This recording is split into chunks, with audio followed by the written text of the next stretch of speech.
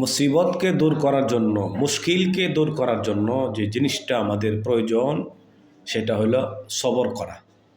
সবরের দ্বারা মানুষ সমস্ত মুসিবত থেকে, সমস্ত মুশকিল থেকে, কষ্ট থেকে মানুষ উদ্ধার হতে পারে। এই জন্য মুমিনের একটা গুণ হলো ধৈর্য ধারণ করা, সবর করা। আর একটা গুণ নিয়ামত, যে ব্যক্তি নিয়ামত পাইয়া, যার কাছে যেতটুকু নিয়ামত আছে ওইটুকু, আমার কাছে যতটুকু নিয়ামত আছে অতটুকু নিয়ামতের শুকরিয়া আদায় করা আমার জন্য ওয়াজিব।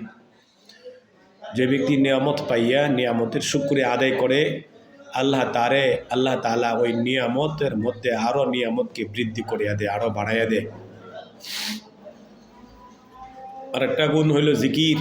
জিকিরের দ্বারা মানুষের দারাজাত, অর্থাৎ মানুষের মর্যাদা বুলন্দ হয়। এই জন্য সবসময় আমাদের এই জবানটা যেন কি না থাকে, বন্ধ না থাকে। আল্লাহ পাক আমাকে আপনাকে জবান দান করেছে, যেন জবানটা সবসময় জিকিরের দ্বারা তাজা থাকে। আমার মুখটা যেন বন্ধ না থাকে, দুনিয়ার অনর্থক অযথা বেহুদা কথা আমার আপনার দ্বারা যেন না হয়। আল্লাহ পাকের জিকিরের দ্বারা আমার মুখটাকে সবসময় ভিজা রাখবো, তাইলে আমি হাসতে হাসতে জান্নাতে যেতে পারবো।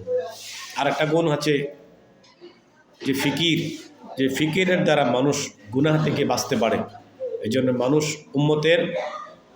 উম্মতের মুখে থাকবে জিকির, অন্তরে থাকবে গুনাহ থেকে বাঁচার ফিকির, উম্মতকে জাহান্নাম থেকে বাঁচাইবার ফিকির। এই জন্য সবর করা, শুকরিয়া, নিয়ামত শুকরিয়া আদায় করা, আর জিকির করা,